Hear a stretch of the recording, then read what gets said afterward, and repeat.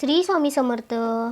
सगळ्यात आधी जर केस वगैरे नीट केले, कितीही लहान असले तर प्रत्येक स्त्री आपल्या केसाला जपतच असते बरं का. त्याच्यानंतरनं दिवाबत्ती वगैरे करून घेतली. दिवाबत्ती करताना थोडीशी रांगोळी काढावं म्हटलं. रांगोळी काढत असताना माझं बाळ कसं मध्ये लुडबुड करत होतं बघा. काल ही लुडबुड करायला घरातच नव्हती ना, ती गेली होती आत्याकडे. मग म्हटलं कपडे वगैरे ठेवूया आणि तिच्यासोबत थोडा टाईमपास करूया. तिच्यासोबत खेळताना इतकं छान वाटतं ना, काही विचारूच नका. मी थोडी रागावते म्हणून ती माझ्यासोबत जास्त नाही खेळत, तिच्या आजीसोबतच खेळते. आणि तिचं आणि मम्मींचं कसं जमलं होतं बघा चांगलंच. तिलाच बोलले चल थोडा वेळ आराम करूया. आराम करून उठल्यानंतरनं आम्हा तिघींसाठी चहा ठेवला होता. मम्मी गेल्या होत्या बाजार आणण्यासाठी.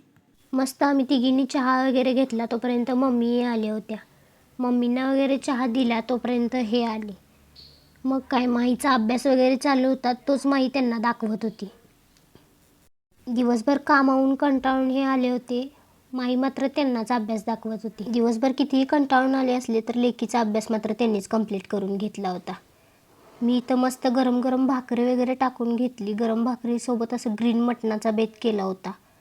कसा वाटला आजचा दिवस कमेंट करून नक्की सांगा. रेसिपी पाहिजे असेल तर खाली त्रिकोण आयकॉनमध्ये दिलेली आहे, नक्की जाऊन बघा. Bye bye. व्हिडिओ आवडल्यास तर लाईक शेअर सबस्क्राईब नक्की करा.